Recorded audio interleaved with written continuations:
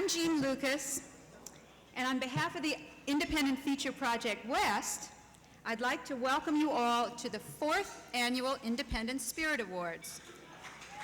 Yes, yay! I love it. Boy, that's great. This is also the 6th Annual Findy Awards. That's how we started.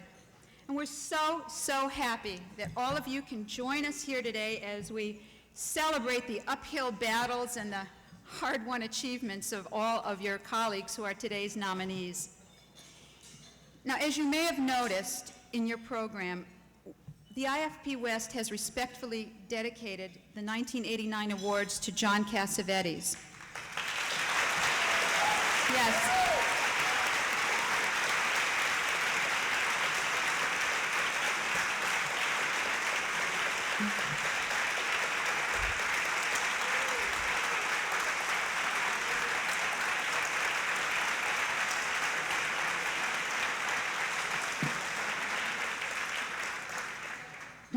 I wanted to write something special and really didn't know what to do. So I called Michael Ventura, who was a friend of John Cassavetes, and who was kind enough to share with me a few quotes, a few things that John had said to him, and I'd just like to briefly share a couple of them with you. I think it's the best representation of him.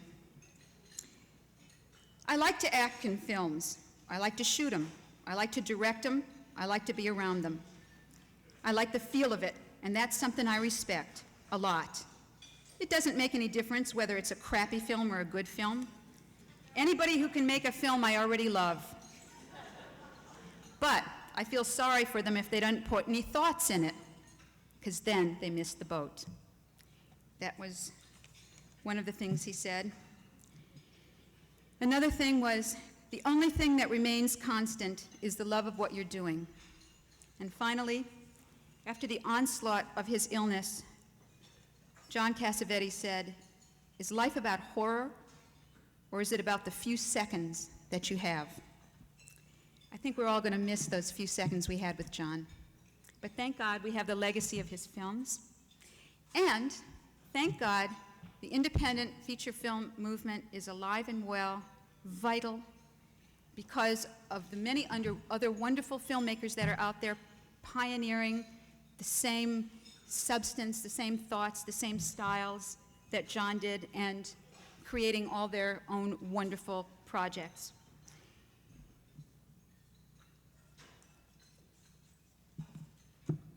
Today's event is a celebration of everyone, of all of you, of your colleagues, of your wonderful work, of your struggles, of your courage, and of all the benefits that we receive. But we can't put on an event like this without having friends. And one of our best pals, who were with us when this was just a gleam in our eye, they were the first folks to sponsor us, was the Arkansas Film Commission. As you see, you have these lovely little diamonds in your plate in front of you. Now, I understand they actually salt some of their parks with diamonds there. That's what I hear. Now, I'd like to introduce to you Christy Johnson, who is the director of the Arkansas Motion Picture Development Office, to greet you today. Christy?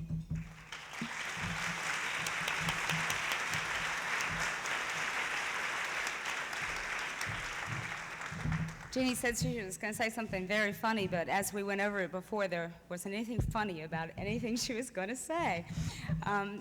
We want to, first of all, thank you for being here, and thank the Independent Feature Project West for letting us have the opportunity to be involved with this project each year. It's a wonderful, wonderful event for us, an opportunity to speak to all of you at one time.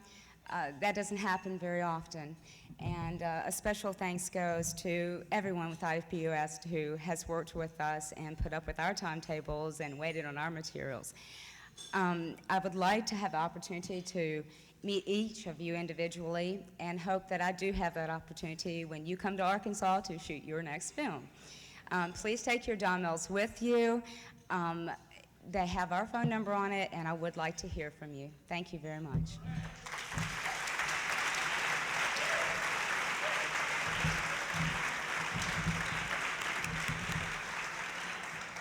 Thank you.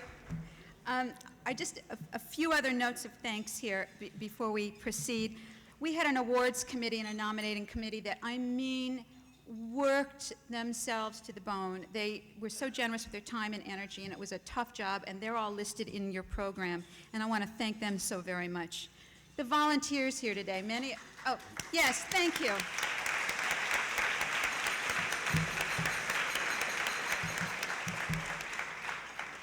The volunteers here today, they've been here since the wee hours of the morning making this room happen and this event possible, and I want to thank them as well.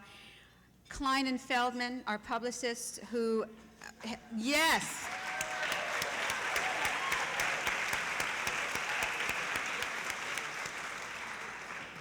Who again believed in us and worked with us when we were just beginning and are real vital to the success of this event for us.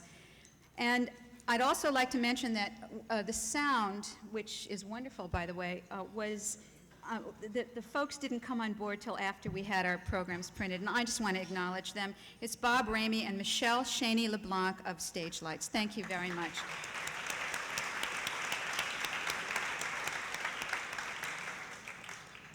Now, everybody's lucky sometimes in their life, and I was real lucky when Lori Fontanis walked in and helped me put on this event. She's the vice chairman of it, and I want to tell you, this lady is tireless, she's wonderful, and she's always happy, and that makes me thrilled. So Lori, wherever you are, thank you.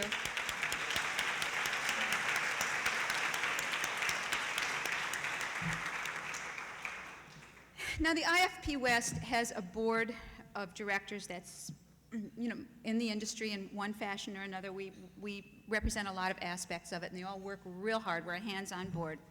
But we got real smart this year with our elections, and we voted into office somebody who works even harder than us. And I'd like to introduce to you the tireless person who's dynamic and wonderful, and we all appreciate so very much, our president, Carol Markin.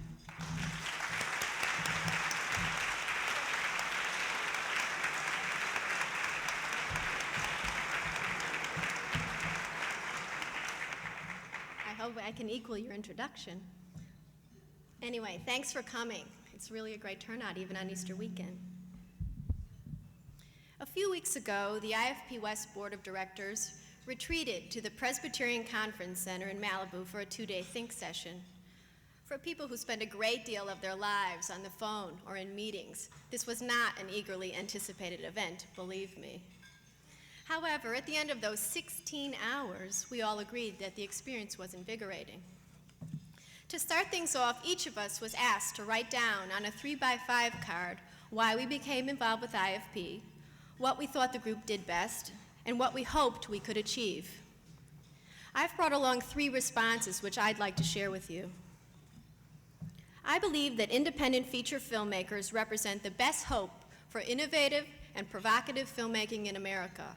And I would like to play a leadership role in seeing that that potential is achieved. I like the Spirit Awards because they remind me of the spirit that we all had when we embarked upon the process. They show me that there is a community of people out there who continue to sacrifice in order to see their visions and their stories on the screen. I hope IFP West can help to reinvigorate a film industry that is currently regressive and unimaginative. Let me go on. That it can create through its membership a place and a climate that encourages financing and production of provocative, stimulating films. And that it will continue to broaden the spectrum of entertainment throughout the world. I'm not going to identify who said these things, but if the members of the board and the advisory board who are here with us could raise their hands, you can all take credit for it. Raise your hands, guys, so people can see.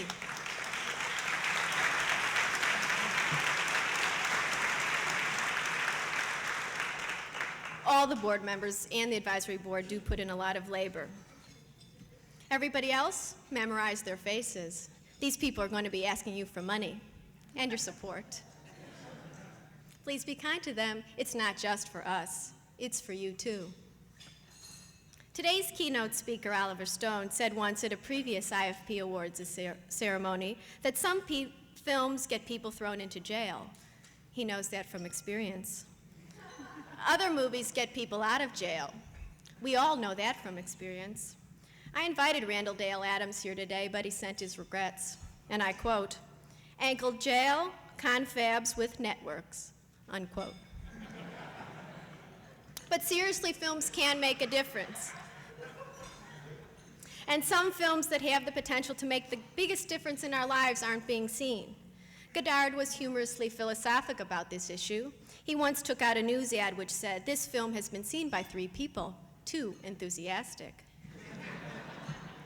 But these days, when there are so many ways to see moving images of all types and from all eras, it's a crime that films on the cutting edge, in terms of content, form, or both, don't even make it to the art house, let alone the video store, the first one cinema, or television.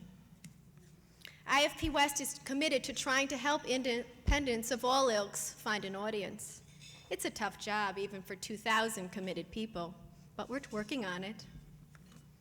Several members of our board of directors are now serving on the Rockefeller Foundation's task force on the crisis in distribution.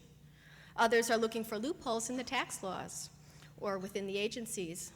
We're also investigating ways to fund screenings of films that no longer even show in metropolitan areas or on some college campuses. The goal is to stimulate a little aesthetic debate, perhaps a revolution. Without it, what will the US be remembered for at the end of the 20th century? McDonald's wrappers, pesticides, designer baby food? We've chosen a profession that can touch the heart and serve as a civilizing influence. As far as I'm concerned, it's up to us, the independent thinkers, to unite and to change things. There have been examples throughout history of groups that have made a difference. It doesn't take a lot of people, it just takes a few who have vision, commitment, and energy. I see a lot of people who have those qualities in this room. I know we can do something if we work together. Thanks.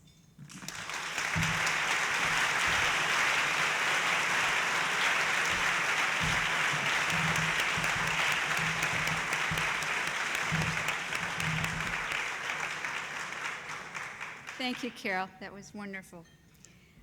The Findy Awards, which were our very, very first step into awards at all, were created specifically to acknowledge individuals or organizations who have been preeminent in their support of the independent filmmaking community. Findy stands for Friends of Independence. Carol Boselman, who designed this award as well as the Independent Spirit Awards, did it with a symbology that was dear to our hearts. As you see, we have a plexiglass pyramid with a shoestring artfully coiled inside. And if you take a close look at the shoestring, there are little dots that represent sprocket holes. Now, this is, for us, representative of our shoestring budgets, but nonetheless, we keep trying to move upward. Today, to present this award, we're so pleased to have with us John Glover. Now, in high school, John Glover changed the scenery, but he did it in a way that got more laughs than any of the actors. And since then, he's appeared in a wide variety of roles on Broadway, on television, and in such films as White Nights, Julia, Masquerade, Scrooged, and The Chocolate War. He received Emmy nominations for his exceptional performances in An Early Frost and Nutcracker. We're so very pleased to have John Glover with us to present this award.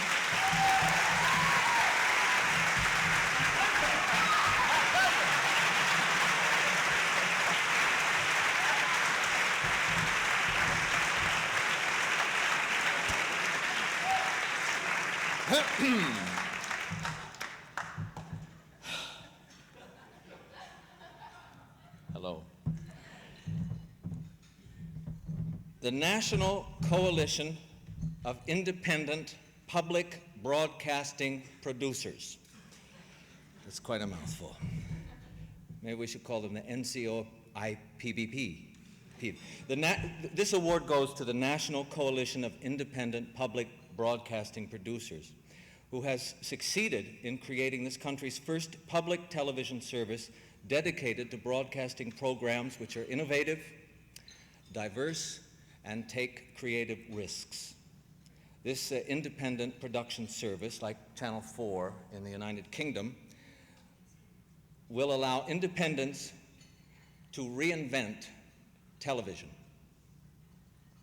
Indies will have the unprecedented opportunity to produce programs which break conventional molds and explore the creative possibilities of the medium without having to worry about corporate underwriting or ratings points.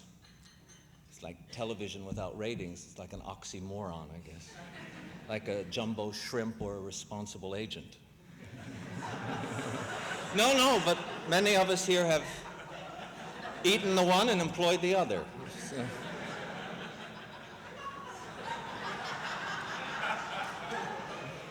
For its commitment to independent excellence in programming, we are pleased to present this Findy Award to the National Coalition of Independent Public Broadcasting Producers. Here to accept are Lawrence Sapedon and Jeffrey Chester of the National Coalition.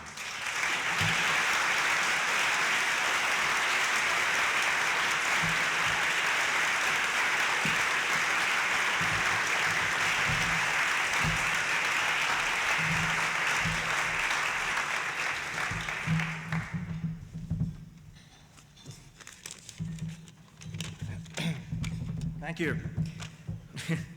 On behalf of the National Coalition, it is an honor to accept this year's Findy from the for the Independent Production Service. In the early 1980s, many believed that it was time to abandon public broadcasting in favor of the new technologies, cable, direct broadcast satellite, home video, laserdisc, etc., all of which we were told then were, quote, hungry for product, close quote, and sure to be a panacea for independent producers. To date, that panacea has not materialized. On the other hand, we had a right to access and funding from public broadcasting, and so we continued to make our claim. The creation of England's Channel 4, winner of last year's Findy, inspired and encouraged us to believe that public television might still provide a place where producers of both nonfiction and dramatic work could experiment with innovative program concepts. The Coalition's lobbying over 2 years has created not only a $6 million production service, but a new federal policy encouraging programming that takes creative risks and that addresses the needs of unserved and underserved audiences. We hope that out of this new telecommunications environment will come fresh ideas for tomorrow's documentaries, features, and experimental films and videotapes.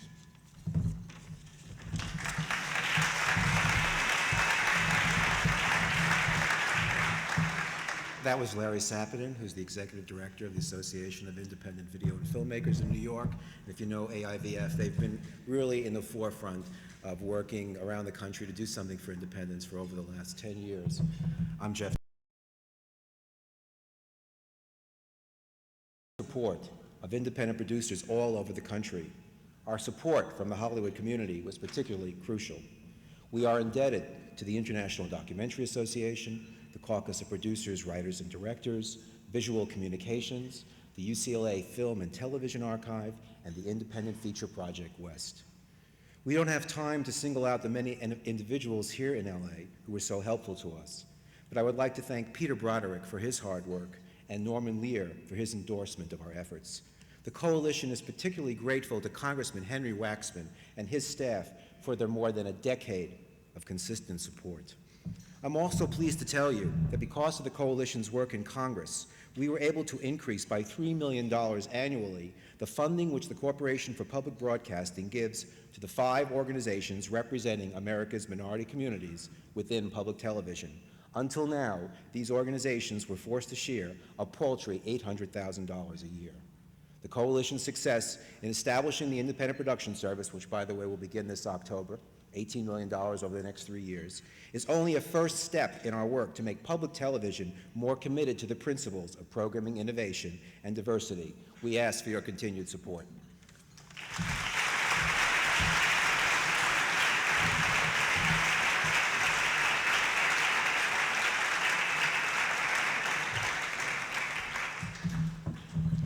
again, congratulations, and thank you for being such good friends to Independence, and thank you, John. We have one other best friend who makes this event possible, and they're not only best friends to us in this event, but in many other ways. They began with us when we began the Independent Spirit Awards. I'm going to introduce a gentleman who will speak to you today on behalf of this company, but I'd also like to mention Jack Tehan, who we call our knight in shining armor, because he has really worked with us as a partner and helped us to get the sponsorship that we needed for this event from the Eastman Kodak Company. And Jack is our friend, as well as a gentleman I'm going to introduce, Mr. John Mcdonough. John Mcdonough, after receiving degrees in chemistry from Villanova University and Purdue, joined Kodak as a research analytical chemist. This led to several years as a photographic process engineer as he concentrated on color motion picture film. He then moved into marketing, where he became director of product planning for motion picture films. He has since held sales management positions in various areas of the country and is presently the manager of Eastman's Marketing and Technology Center in Hollywood, and we just think he's the greatest. And John, please come and join us. Where are you? There you are.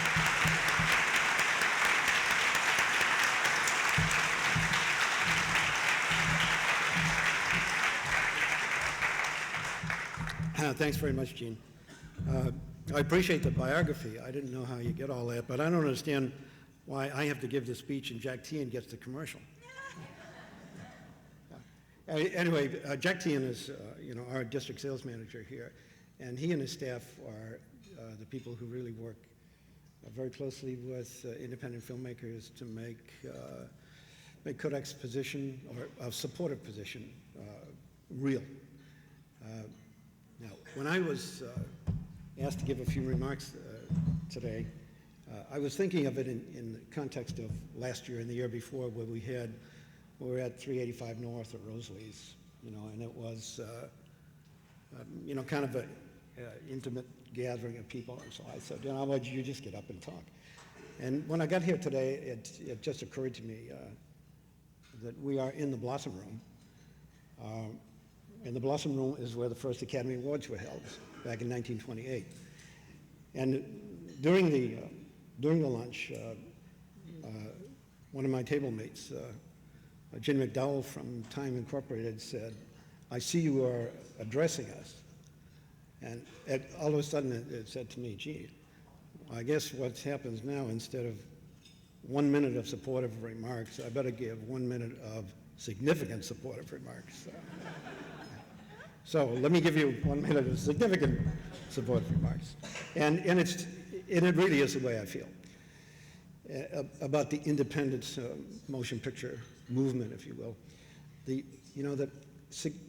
In the history of this country and most others, the most significant advances did not come out of the mainstream. They came out of the edge. And I think that this is so also very true of the group we're talking to here today, and that is, it's the place where you're willing to take risk, and as a matter of fact, have to take risk. It's a part of the business, but it is also a part of what makes the business move. It's where the real creativity comes from. And I congratulate you all for continuing to be part of that movement. And I think there's another significant thing I would like to say about this, and as it is so, when success comes, it is so easy to be drawn into the mainstream. And I think one of the great things about this organization is that in spite of its success, it continues to stay out of the mainstream and in the creative edge. And I want to congratulate you all for that, and thank you very much, Gene.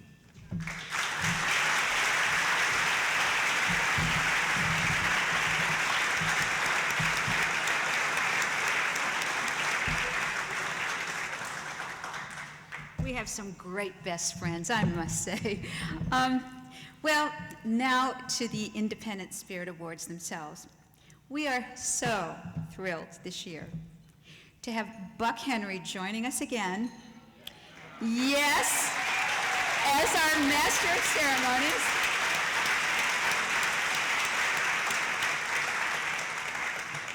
This highly respected, multi-talented man has written, directed, and acted in so many noted plays, television shows, and films. He created the well-known television series Get Smart, and audiences have enjoyed his very unique performances in TV comedy variety and in stage plays such as The House of Blue Leaves and recently in Kingfish, which was at the LATC. Yes, fabulous. He also appeared in many movies, including The Man Who Fell to Earth, Eating Raoul, The Graduate, First Family, and Heaven Can Wait. He's written outstanding screenplays for such films as Catch-22, The Graduate, What's Up, Doc, and First Family, which he directed. Buck also co-directed Heaven Can Wait with Warren Beatty. Is it Beatty? Thank you. We're so delighted to introduce someone who certainly has his own very special independent style. It is my great privilege to present Buck Henry.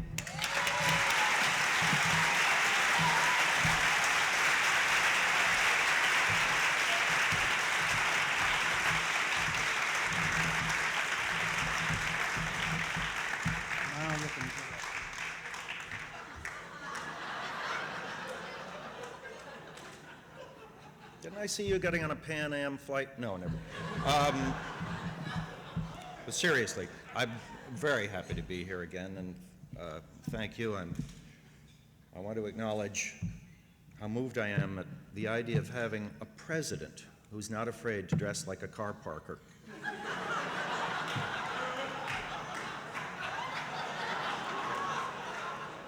As you know, the last few years, we met at a modest restaurant on La Cienega Boulevard, which, like so many of our independent friends, has gone belly up. And so now we are here in this Castilian courtyard, this somewhat glossier venue, the beautiful Roosevelt Hotel, whose very name, depending on your political orientation, invokes fond memories of either Brian Keith or Ralph Bellamy. Now,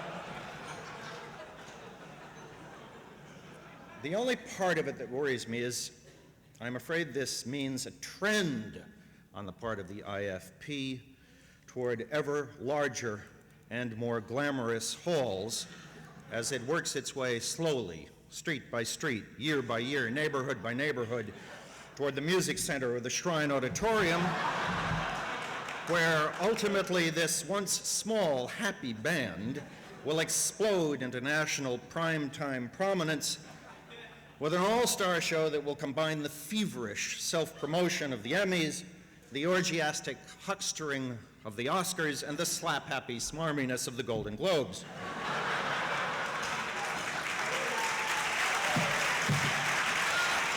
So we'll do our best.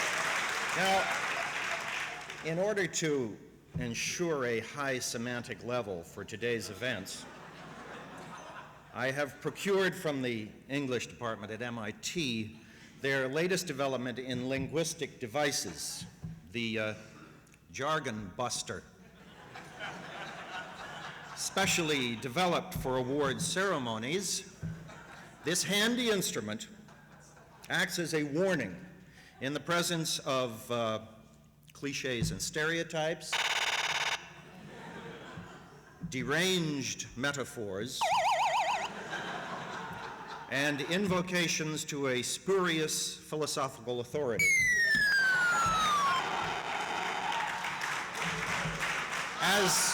As in the statement, for instance, I only hope I am able to grow as an actor and an artist by tuning my instrument to the melody of the writer's words and the harmony of the director's megaphone, and thus validate my 23 inspirational years in Scientology.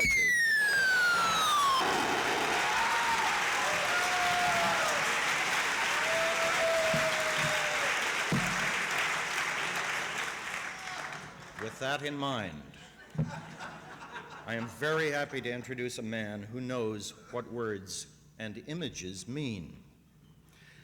What? Oh, sorry.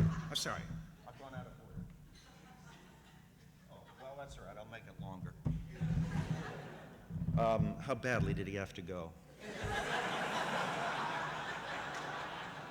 I mean, am I going to stall for 15 minutes, or is it a quickie? Sure.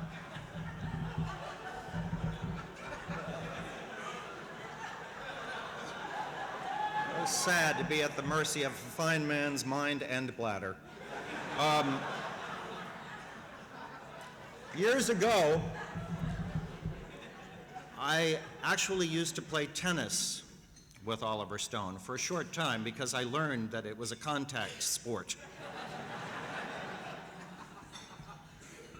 Oliver Stone is noted particularly for writing out of his personal experience, although if we extrapolate his persona from such screenplays as The Hand, Scarface, Year of the Dragon, and Conan the Barbarian, we get a picture of a left-handed Oriental drug-crazed troglodyte. Not true. From his first produced script, Seizure, which he directed at age 25 on a $150,000 budget, he went on to write the screenplay for Midnight Express, which won him an Oscar, along with the Writers Guild and Golden Globe Awards. He then wrote a number of other screenplays, some of which I've mentioned in passing. He directed Salvador from a script which he co-wrote with Richard Boyle, which was nominated by both the Academy and the Writers Guild. The highly acclaimed Platoon was based on his experience in the U.S. Army's 25th Division. The movie, as you know, received 8 Academy Award nominations and 4 Oscars. His recent films, Wall Street and Talk Radio, also received critical recognition. His upcoming Born on the 4th of July is based also on personal experiences in Vietnam. Both Salvador and Platoon won several Independent Spirit Award nominations and awards, including Best Picture, Best Director, and Best Screenplay. Greed is good. The Academy then duplicated that with well-deserved awards for Platoon in 4 categories. Not bad. Because his bold and courageous work in films embodies the independent spirit which we are here to celebrate today, we are honored to have as our keynote speaker, Oliver Stone.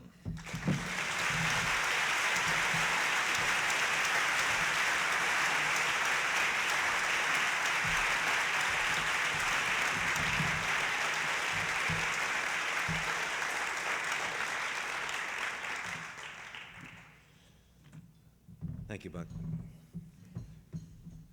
This is a gallows here. Today, in the spirit of the occasion, I feel, bear with me if I ramble a bit, there was nothing nicer for me than that last idle Saturday 2 years ago at La Cienega Boulevard, when I had my brief 15 seconds of fame, when I fully realized that there was a community such as yourself of independent filmmakers, and there was a bond between us.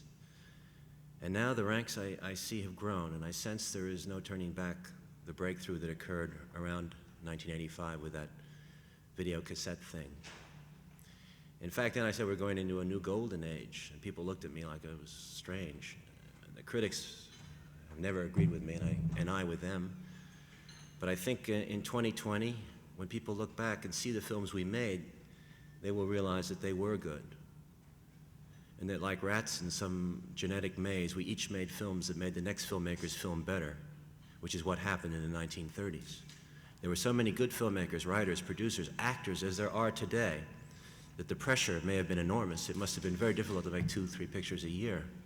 But by God, just by the sheer doing of them, the craft got better and better, and the pictures greater and greater, until it got to be 1939, until it got to be where it should be. People not talking about it, but doing it. turning it out like the medieval builders turned out cathedrals and the Hindus turned out those great temples with great story pictures about gods and devils painted up there on the walls without self-consciousness. Bravo to all of you for making the pictures you did this year, for continuing to make them, and for being alive and being here today, this beautiful Saturday afternoon in Los Angeles,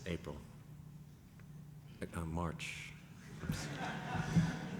But you should have nominated Last Temptation, because no one else did and should have, because you and I know whoever made that picture has the soul of an independent. And for that matter, throw in Unbearable Lightness. Who the fuck would ever made that picture but some loony independent mind? You know what I'm talking about.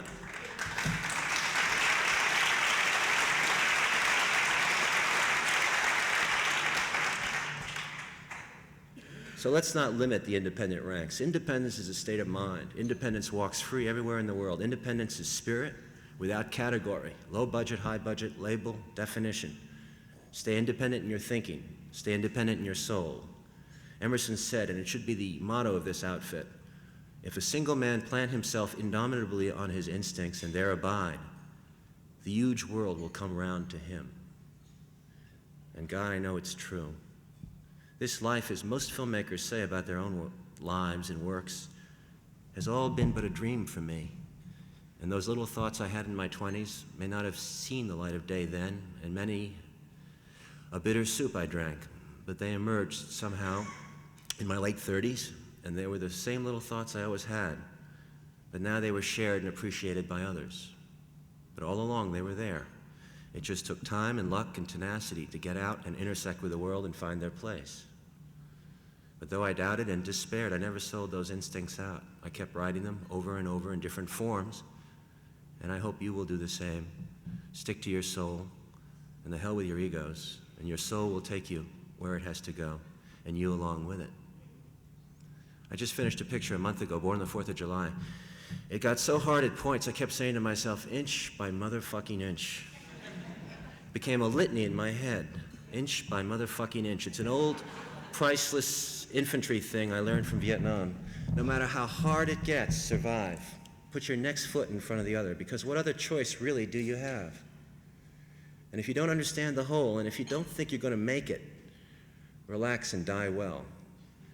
Because death can't be worse than this motherfucking pain I'm in. Forget the grand plan, forget the master scheme, forget control. Just do it, and the rest somehow takes care of itself. The 6 inches in front of your face, that is the bleak but true basis of independent cinema. Inch by inch, we must, because we have no other choice, keep looking for humanity in our hearts, for what really matters, for why we survive, why we want to go on. Why is it we are here? To pass on our genes to some higher level of humanity? Are we here for knowledge? I keep thinking of the lines Rutger Hauer mutters as he dies in Blade Runner. I've seen things you people wouldn't believe. Attack ships on fire off the shoulder of Orion. All those moments will be lost in time like tears in the rain. Time to die. Taking all this knowledge with him, as we each will when our time comes. And what will we do then? Are we sperm runners in a genetic relay race, passing on the torch to the next generation of robo-kids with Nintendo minds and superconductor bodies?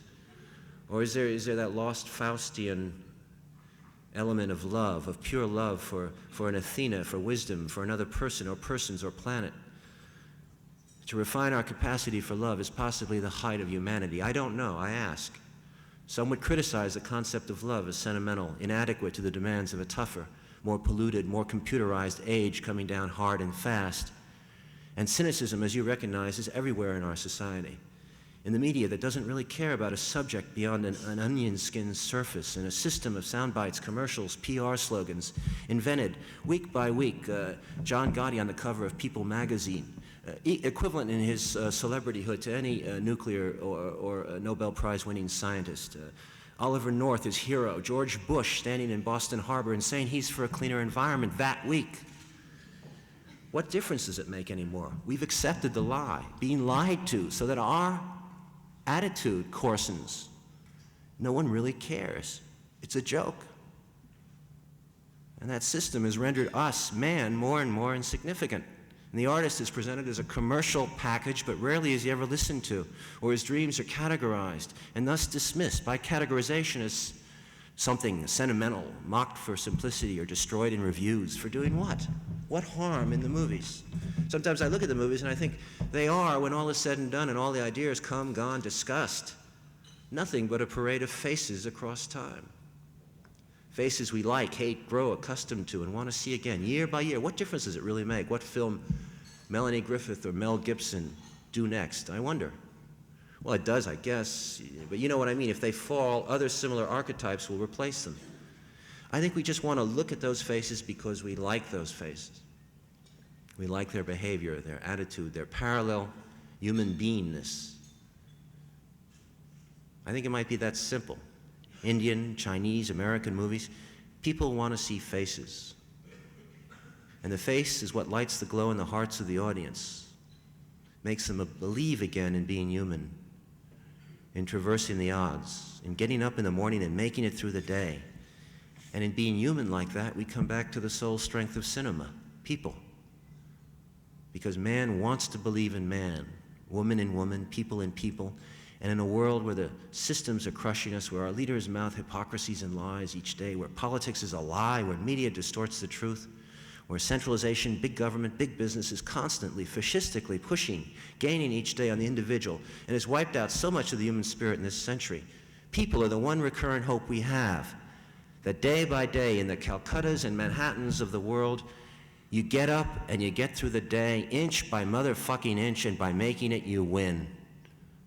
If adversity is big, then I choose to believe man is bigger than adversity. And having rambled enough, I leave you now with hope in my heart. And keep on going, keep on doing it inch by inch. Thanks.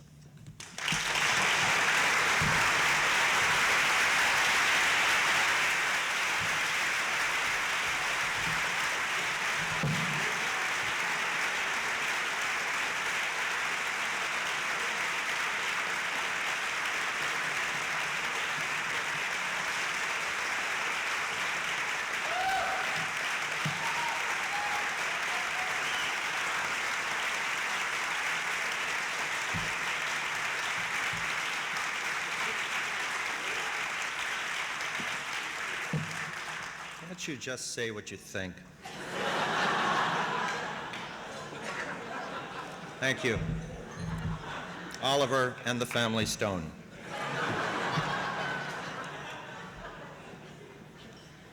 This marks the 4th year of the Independent Spirit Awards, when once again the independent filmmakers here today have joined together for the express purpose of celebrating the struggles and accomplishments of their colleagues. As usual, the nominating committee had a difficult time finalizing the nominations slate, since there were so many exceptional independent films from which to choose. So in a very real sense, as I say every year, every nominee is a winner, because it's a tremendous victory to have an independent vision realized. The award itself, let's see if I can get through it this time. The award itself, designed by Carol Bosselman, symbolizes the independent spirit of filmmaking. The bronze sculpture features an abstract bird, the most dangerous kind, representing the independent filmmaker taking flight from atop a classical column, representing the Hollywood establishment. Clutched in its talons are film-like shoestrings, symbolizing the shoestring budgets of these artists.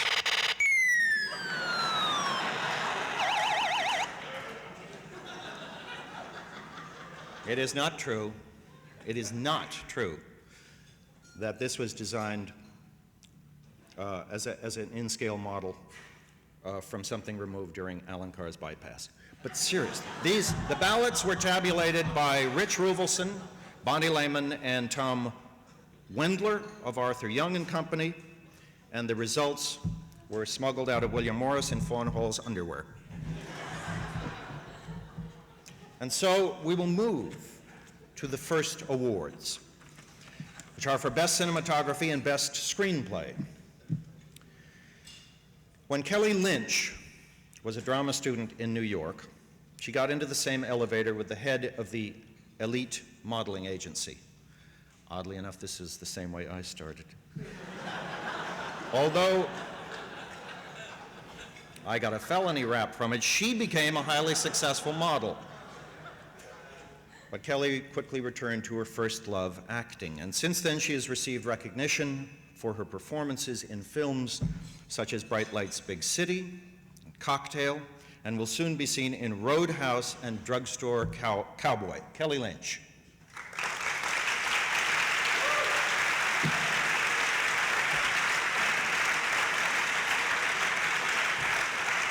Hi, Kelly. Hi. Harry Dean Stanton made the move, it says here, from character actor to leading man with his highly acclaimed performance in the film Paris, Texas, which won him the British Film Critics Circle Award and the Palme d'Or, Golden Palm, at the Cannes Film Festival. But as far as I'm concerned, he is still a character actor and still the best in the business. He's made more films than I have time to recount. But recently he's been in Pretty in Pink, Fool for Love, Mr. North, The Last Temptation of Christ, and Twister. The dean of American character actors, Dean Harry Dean Stanton.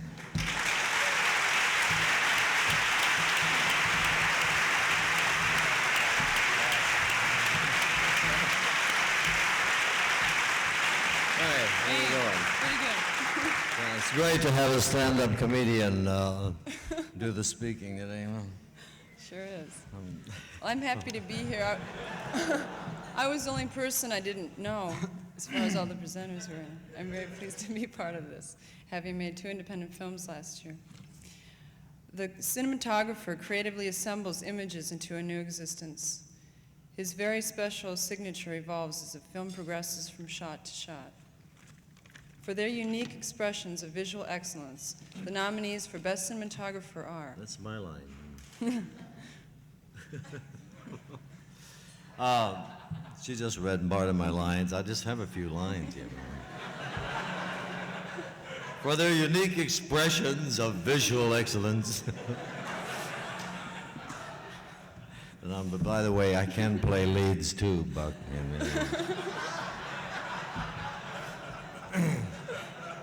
He's so jealous. I've known him for years. Never liked him. Say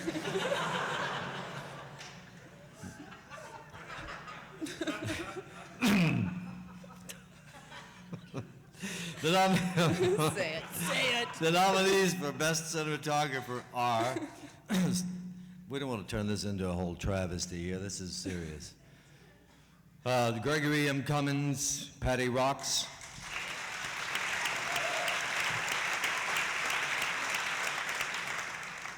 Toyomichi Kurita, The Moderns.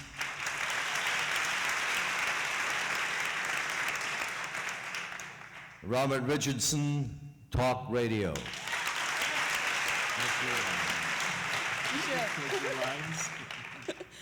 Tom Richmond, Stand and Deliver.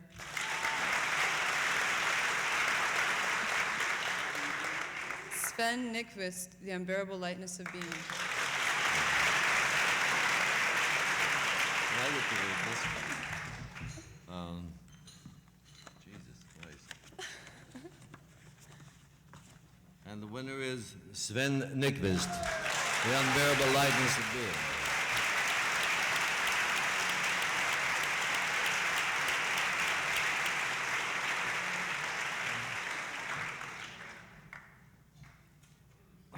Well. Milton Foreman is accepting the award for Sven Nykvist.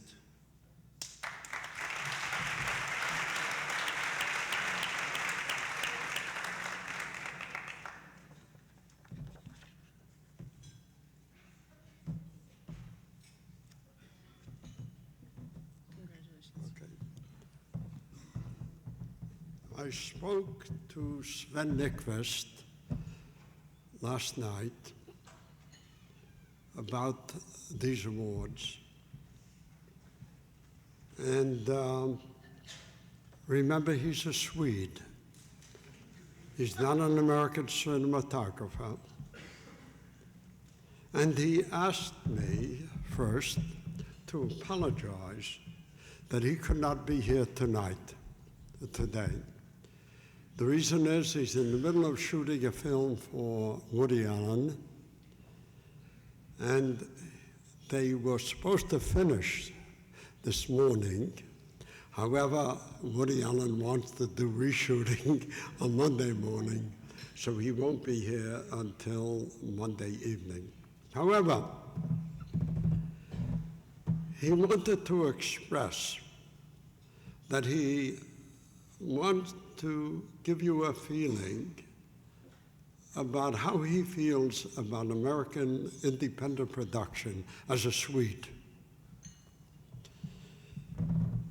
First, he has the absolute admiration of the American independent producers. There are Saul Zaentz, there's Oliver Stone, there's Tom Musca, for the courage they have in organizing the financing and the production of films that are able to develop material which the normal majors, with all of their economic and high finance logic, cannot produce. So he feels very sharply about feeling the highest admiration for this kind of activity on the part of American productions. Then he asked me to just quote to you what you have said in the brochure you have presented here, which is that the independent producers are promoting quality American independent feature films by encouraging creativity, diversity, and innovation of films produced with an economy of means and outside of the major studios. He feels that there's a limitation of the major films and studios and their ability to support films of the kind that independent producers can do.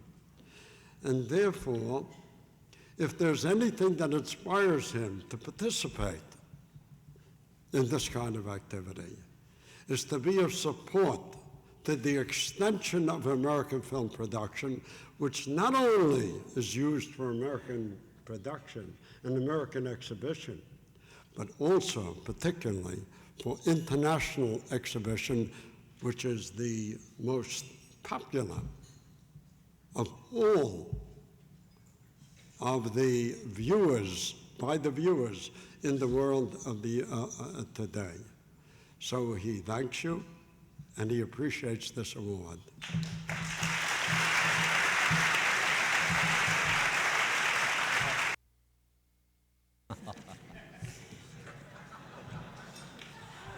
Yeah. Oh, God, I hope I'm not getting too cynical. If we define annoying as independent, provocative thought, then each of our nominees certainly made an outstanding point in their individual screenplays. For their exceptional work, the nominees for Best Screenplay are Ramón Menéndez, Stand and Deliver;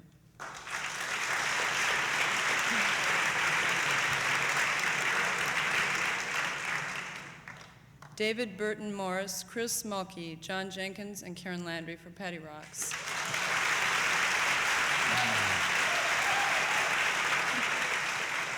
Alan Rudolph and John Bradshaw, The Moderns;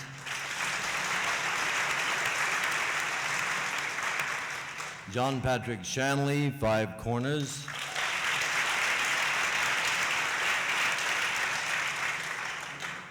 John Waters, Hairspray.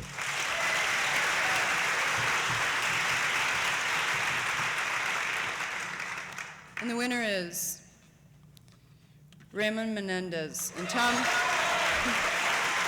Musca, Stand and Deliver.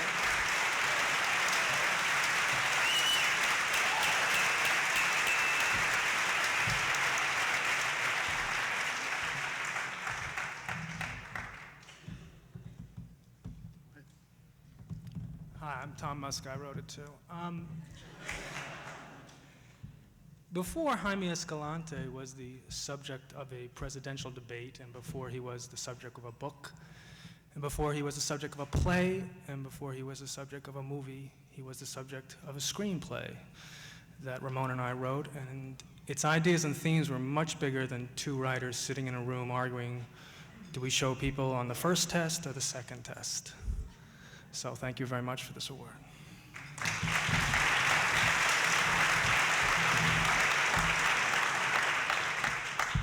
Thank you. When we started writing this screenplay, I had two objectives in mind. The first one was to make calculus thrilling and sexy, and we failed miserably at doing that. But the main goal was to capture the spirit of Jaime Escalante, a really original American voice. And when a journalist asked Mr. Escalante how accurate was his portrayal, he said 90%. So thank you very much.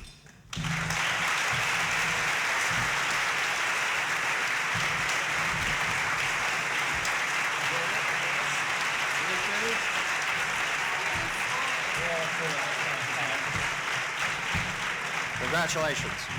Thank you, Harry Dean. Thank you, Kelly.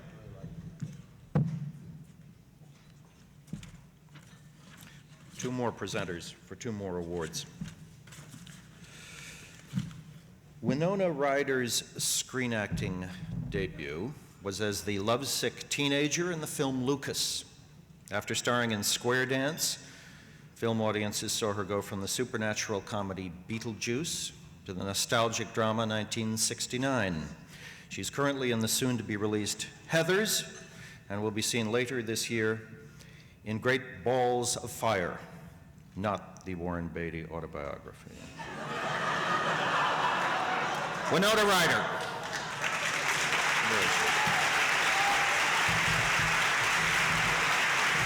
Hi, Winona.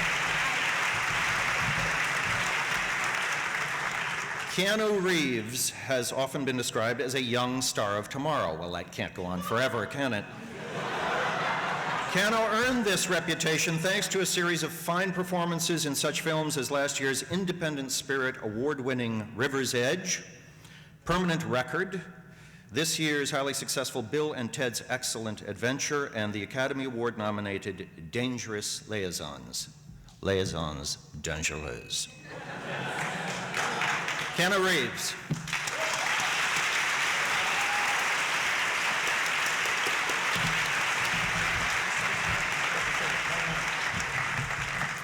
Hi. An exceptional actor in a role takes what might have been just a cinematic adventure and transforms it into a rich and memorable experience.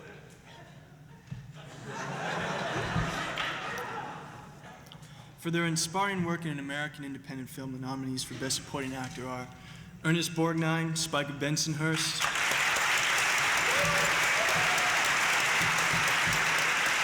Lou Diamond Phillips, Stand and Deliver,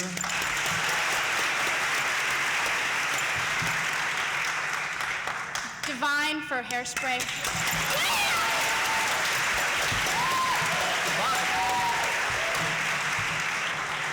John Lone for The Moderns.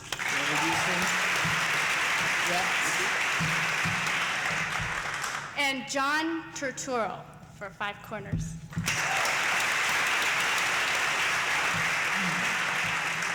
And the winner is... Oh, no way! Lou Diamond Phillips for Stand and Deliver.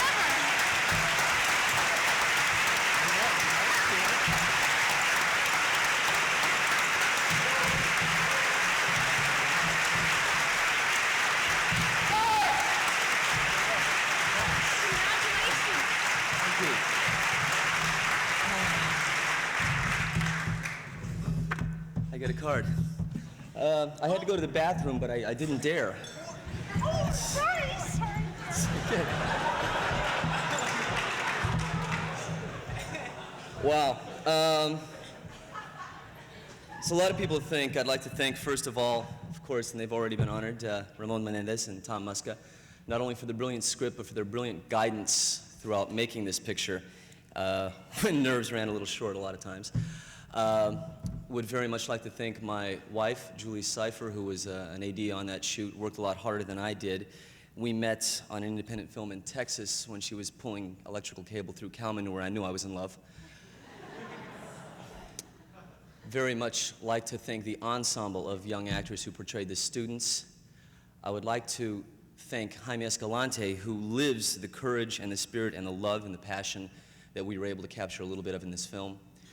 I'd like to thank Howard Goldberg, Scott Harris, and Steve Levitt from Harris and Goldberg, who encouraged me to take this picture when I could have made more money and they could have made more commissions.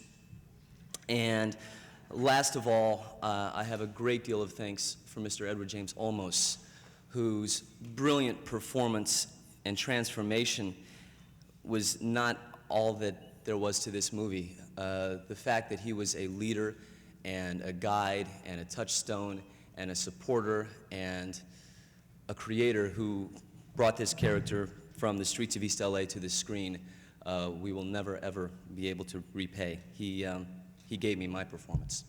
Thank you very much.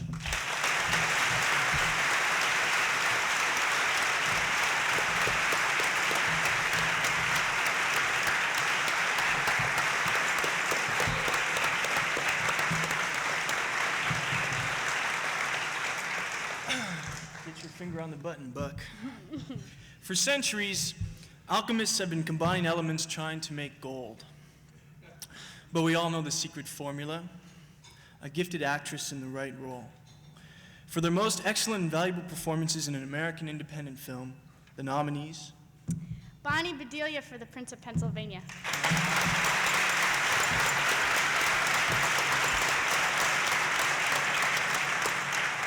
Rosana Di Soto for Stand and Deliver.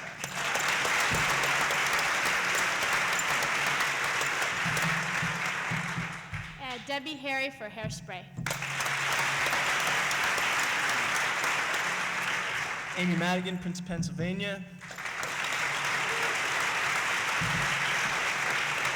And Patty Usataki for The Wash.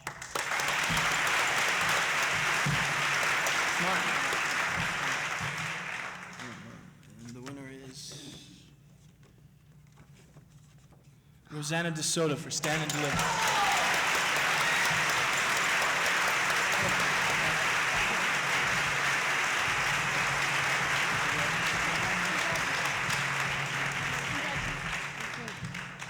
Thank you very much. This is wonderful. I know Jaime Escalante is not here today, but I really wish he was, because I have a great deal of respect for this man. He truly has an independent spirit.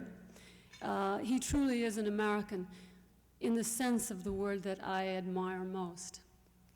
I would also like to thank Tom Musca and Ramón Menéndez and PBS for making this film possible. It's an important film. It speaks about independent spirit, and that's why we're all here. I was very proud to be a part of that film. Thanks a lot.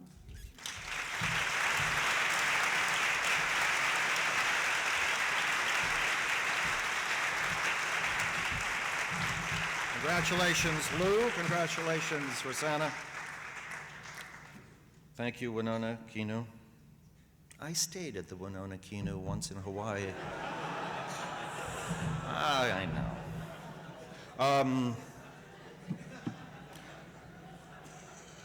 Reuben Blades. I just like to say that. Reuben Blades.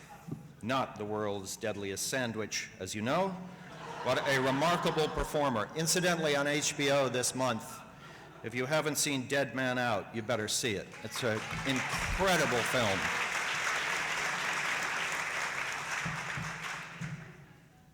Made even more incredible than incredible by the two guys who star in it. We're coming up now to give the next two awards. Reuben Blades has long been acknowledged as one of the leading lights of contemporary Latin music. He's also a Harvard Law School graduate. But opting for performances outside of the courtroom, he now pursues, it says here, the twin muses of music and movies. See what I mean? Wait a minute. That's the ancient Greek god of the movies celluloida. In addition to his popular albums, he's achieved recognition for his work in Fatal Beauty, Critical Condition, Milagro Beanfield Wars.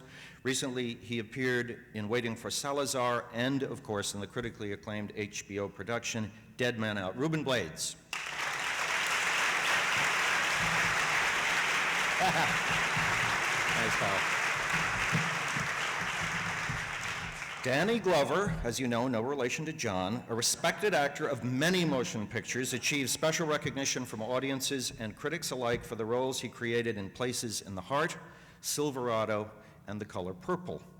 He starred in numerous stage productions, television shows, including his Ace Award performance in Mandela, his outstanding work in Raisin in the Sun, and Lonesome Dove. He will soon be seen co-starring in the sequel to the highly successful feature Lethal Weapon, Danny Glover.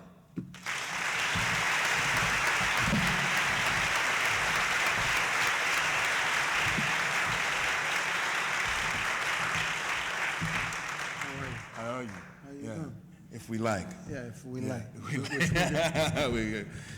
Shit. Phew. The dictionary defines a miracle as one, an event that appears unexplainable according to the laws of nature.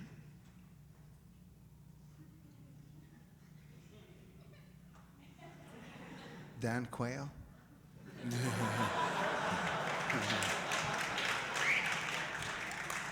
The LA Clippers. Or, number two, an event that inspires admiring awe.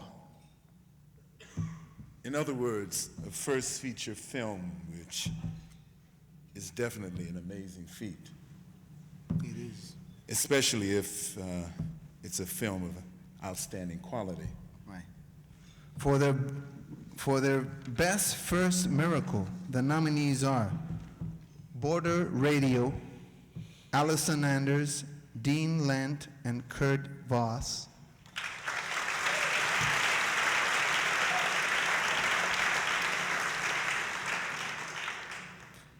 Mystic Pizza, Donald Petrie.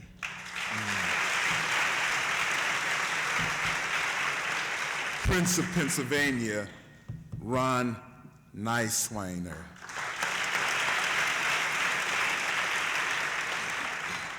The Chocolate War, Keith Gordon. The Wash, Michael Uno.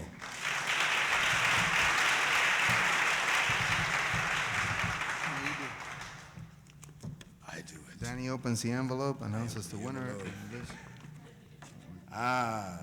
Donald Petrie, Mr. Peach.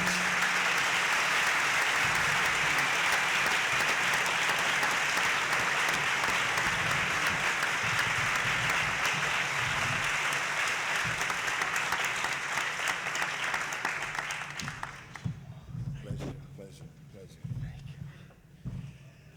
Wow. Well, I wish my folks could be here. I see filmmaking very much as a collaborative art. So I really have to share this with Samuel Goldwyn and Scott Rosenfeld, Mark Levinson, who produced the film. A terrific, wonderful young cast, including Julia Roberts. A fantastic crew. We had one of those shoots that it didn't rain when it wasn't supposed to, and when we needed rain, it rained. But a terrific crew led by Tim Surstead. I'd also like to thank my family for all their terrific support and that knowledge that comes through osmosis that we showbiz brats seem to get. And also my wife Peggy for going through the bad times as well as the good. Thank you all very much. Thank you.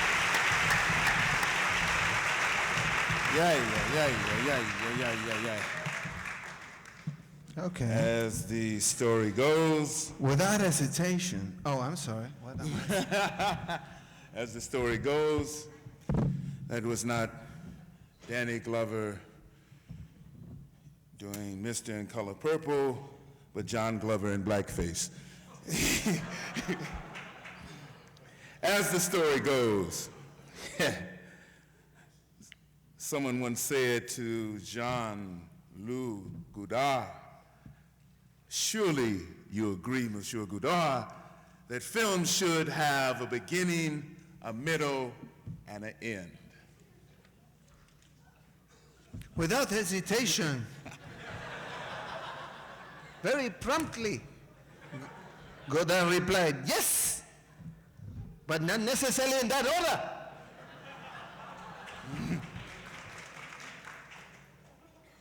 Perhaps he meant that for a director, the beginning, middle, and end of a film are a series of discoveries in terms of the director's own vision and insight. All right? All right, I got it. For your unique direction of an American independent film, the nominees for their unique direction of American independent film, the nominees are Ramón, Menéndez, Stand and Deliver. That's a good one. David Burton Morris, Patty Rocks.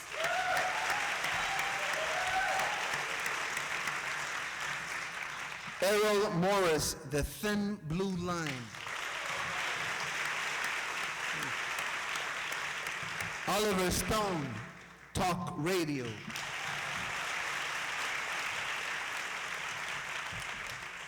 John Waters, Hairspray. And the winner is...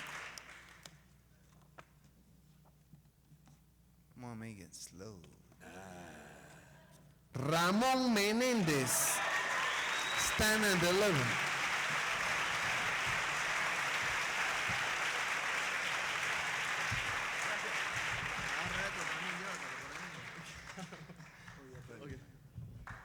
Thank you.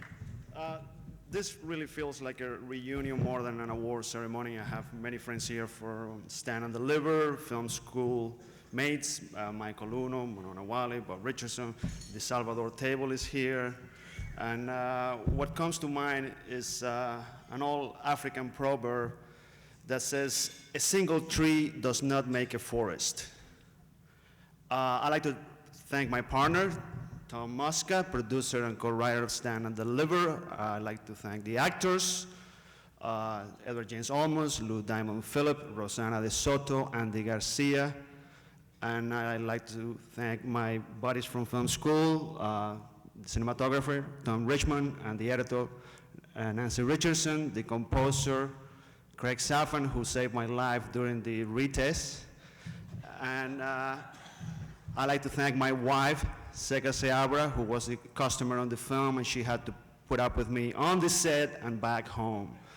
Also, I'd like to thank American Playhouse and Warner Brothers, especially a gentleman sitting back there by the name of Barry Reardon, who I think was the best performance by a distributor this year.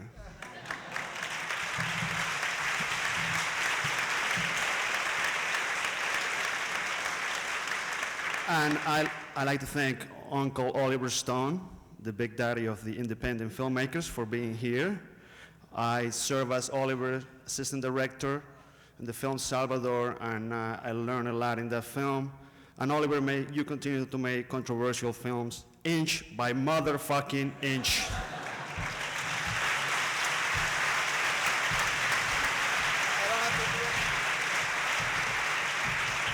Congratulations. Thank you, Danny. Thank you, Ruben.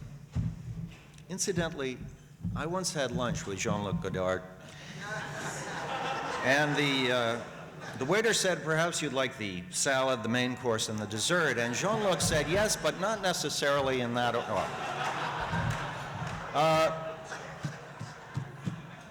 How quickly little stories become myths. I'm very happy to bring forward two dear old friends. I knew Marty Landau before he explored other galaxies, and I knew Sally Kirkland before she hired her first press agent. Sally has worked extensively on television, stage, and screen. She's been featured in over 25 motion pictures, including The Sting, The Way We Were, A Star is Born. Her outstanding performance in the film Anna won her last year's Independent Spirit Award for Best Actress. It also got her a Best Actress nomination for the Academy Awards, Best Actress Award from the LA Film Critics and the Hollywood Foreign Press Association. Following this success, Sally has just completed starring roles in Melanie Rose, Paint It Black, and Cold Feet. Sally Kirkland.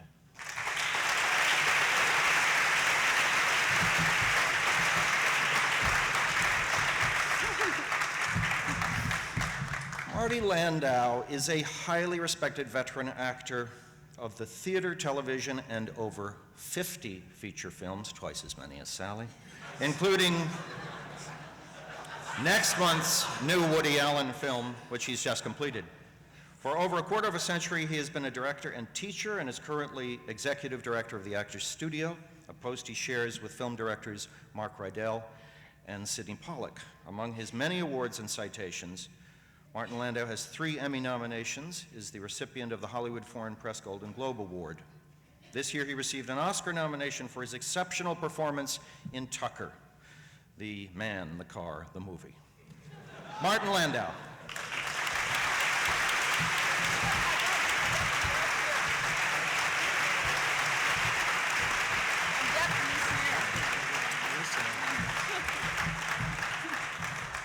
Good thing I can hear in this ear. I was explaining I'm deaf in my left ear, so he's going to be on the right Sally, side. we've got to stop meeting like this.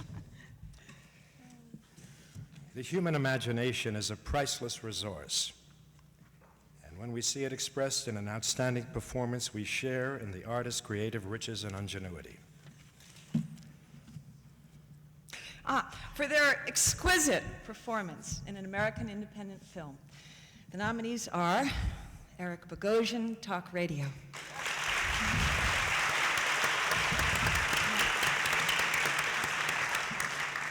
Harvey Firestein, Torch Song Trilogy.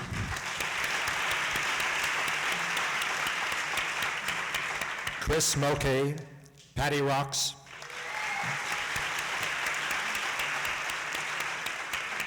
Edward James Olmos, Stand and Deliver.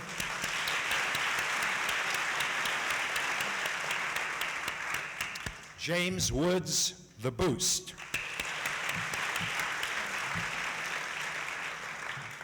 And the winner is Edward James Olmos, Stand and Deliver.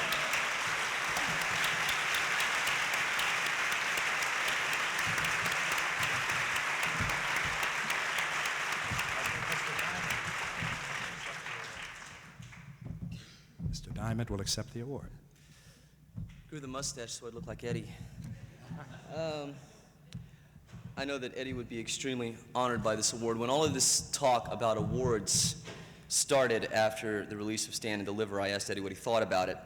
And Eddie said, the awards don't really matter. The fact is, what matters is that we're here and we're making a contribution.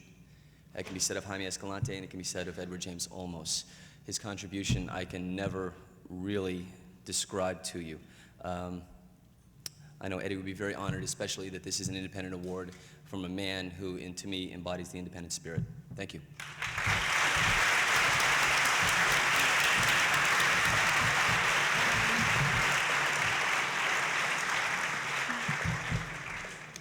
I kind of know the gist of what this is, so I'm not going to read it. First of all, I'd like to say the most important word that comes through to me today is gratitude for being part of this family of renegades. I think that spirit has been the most important word in my life, and the Independent Feature Project Award for me last year showed that you can go on and make many, many more independent films. I think it's been 5 since that award, so I want to thank these people that honored me that way last year, and it's such an honor to pass on the spirit to these brilliant actresses, both with their nominations and with the award. And there's many theories about film acting, but probably one can say, well, an actress who acts in film acting is acting, but an artist who acts in film making is truly an artist. And so for this artist, the two nominees upcoming now, with three more, are Jodie Foster, Five Corners.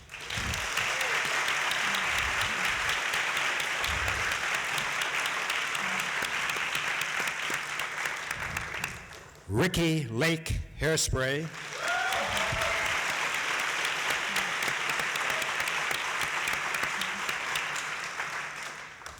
Nobu McCarthy, The Wash.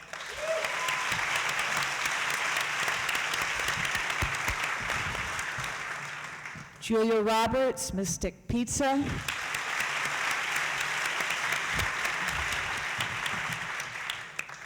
And Meg Ryan, Promised Land.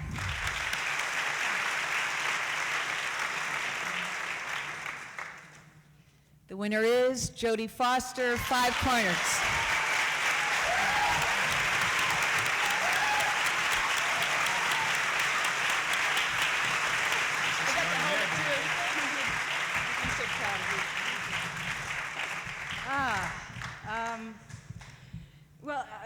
When I first read this script, nobody was attached to it. I didn't know anything about it, and I said, find out who's doing it, and they said, Tony Bill, and I said, well, I know that guy, and I called him up and said, well, why don't you give me a part in this? And he said, well, you know, I guess it's getting off the ground, and then it sort of did, and then nobody wanted to do it, and then all the young actors said, well, can I play the part, you know, the guys we tried to get for my boyfriend said, well, can I play the part where I beat everybody up? And the other one would say, well, it would be okay if I could star in the movie, if there was more of a starring vehicle. And then I realized that finally, once we did make the picture, and we made it with all the people we really wanted to make the picture with, I realized that there were a lot of people out there making movies to be cool and impress their friends in the East Village. And a lot of people making movies to get a good table at a restaurant, and both, even though that those seem opposed, they're not really. I mean, there's really not much difference between either one.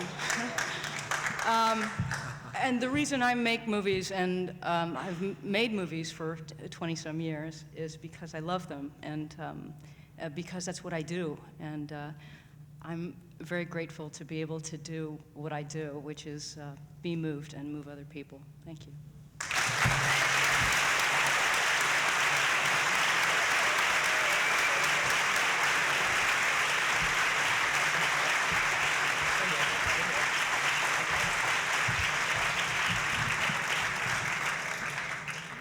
Good going.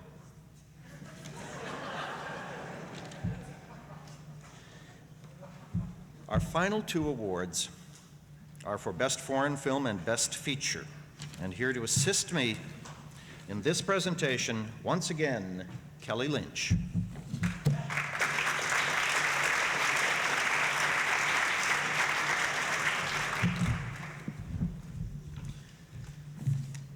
Hey. Through their work, filmmakers reorder the fragments of the world into new patterns of insight. I think Peter Bogdanovich said that in his sleep once. Their films become international ambassadors of the human spirit. The category for Best Foreign Film was created to honor those films that express an independent spirit, but are of foreign origination or co-production. And the nominees are A World Apart, producer Sarah Radcliffe, director Chris Menges.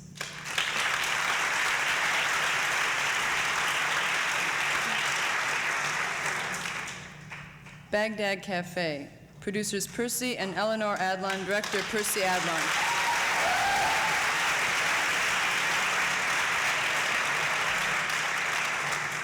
Lightness, producer-director Suleiman Cisse.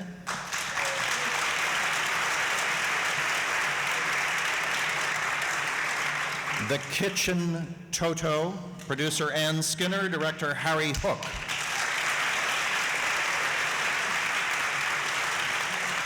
And Wings of Desire, producer Anatole Dauman, director Wim Wenders.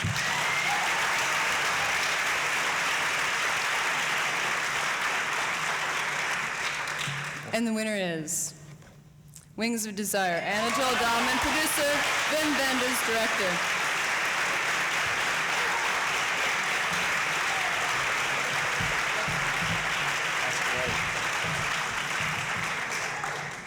Vim's going to be really thrilled about this.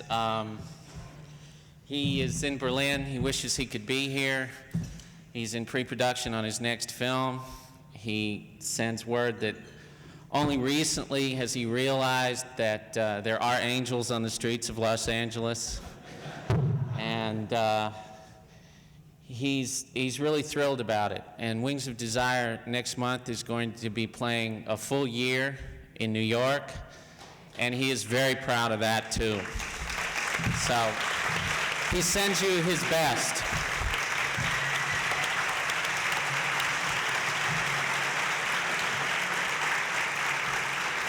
And please tell Wim for me that I thought Wings of Desire was wonderful, just wonderful.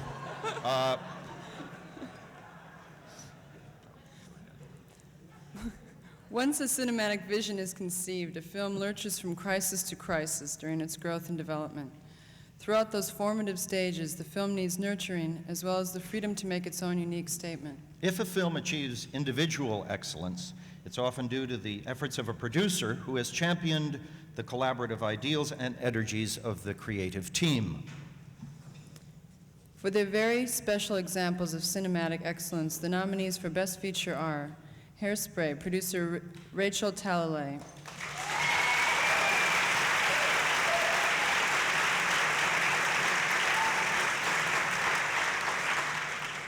Patty Rocks, producer Gwen Field.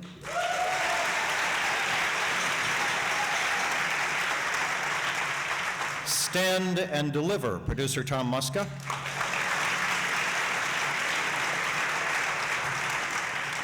The Thin Blue Line, producer Mark Lipson.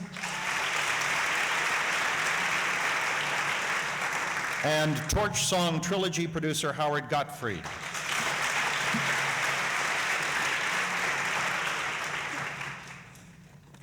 The winner, Stand and Deliver, Tom Musca.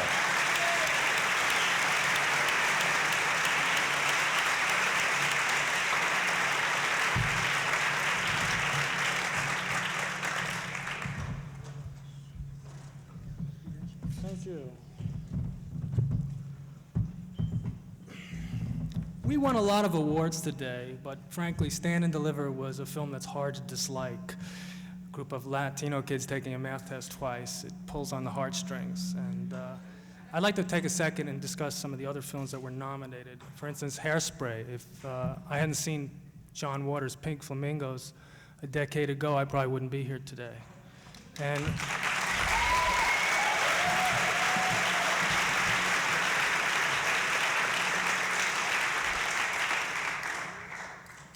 Patty Rocks was a very controversial film. I thought it took more chances than any film I saw last year. And I thought it pulled them off extremely successfully. My girlfriend has another view. The Thin Blue Line, I can't say more about that film. It got a man out of jail.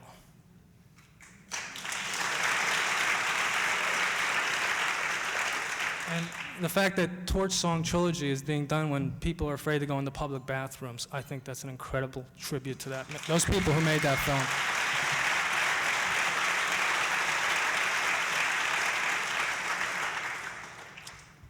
Without being redundant, I'd like to say we were indeed an independent film. Ramón and I started a long time ago on this.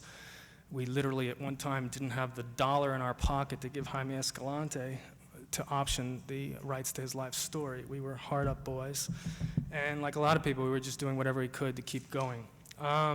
Besides thanking Ramón, there are a lot of people, for instance, our offices, we literally had our offices in a hallway, And when we had to do our deals with people, I see Dee Mansano there, and she had just come off a film, and I said, Dee, can we step out in the street a moment? Because that's how we did our deals, on Sunset Avenue and Sunset Boulevard, and frankly, it helped us keep the salaries down. So we did know what we were doing, but we had people like Nancy Richardson working far below what anybody should work for on a film, but they knew that they believed in the film, and they would do it anyway. And of course, Edward James Olmos, the man came in early. He took a risk. You know, two guys called him and flew down to Miami and knocked on his door, and he let us in. And very few actors, if more actors were willing to take that kind of risk, we'd have different films today. Tom Richmond, our DP, knew Ramón for a long time, went as far as moving into the back of Ramon's house so they could discuss the shots going for the next day as they drove to the set. And also it got them both there on time.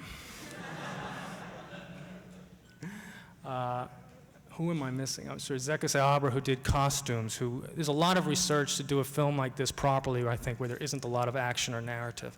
So a lot of the details were done very well by all concerned. But what I think really, in the long run, after the film was made, what made Stand and Deliver different than a lot of independent features was the fact it wasn't marketed as an independent feature. We were not timid in how we approached getting our film out there. We originally were called Walking on Water. We were never satisfied with the title, and when we sold the picture to Warner Brothers, they weren't satisfied with the title. We weren't afraid to change it in order, we thought, to reach a broader marketplace. Whatever you think about the title, we thought it had the opportunity to get more people to see the film and certainly didn't take away from the film's integrity. The people in marketing I'd like to single out for a second certainly is Bob Hoffman, who's been my right-hand man through most of this film.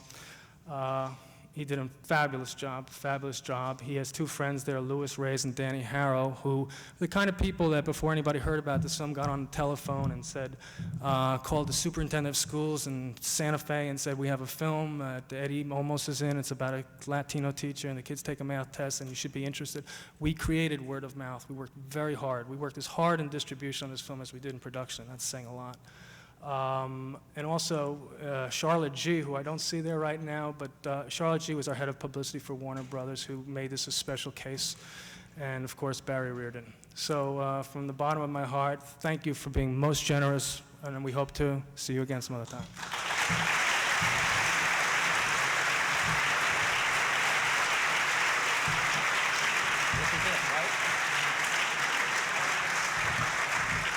Congratulations to all of you. Thank you very much once again. You all make all the rest of you possible. Don't forget that. Thank you for putting up with my nonsense once again, and perhaps we'll all see each other in a giant room next year.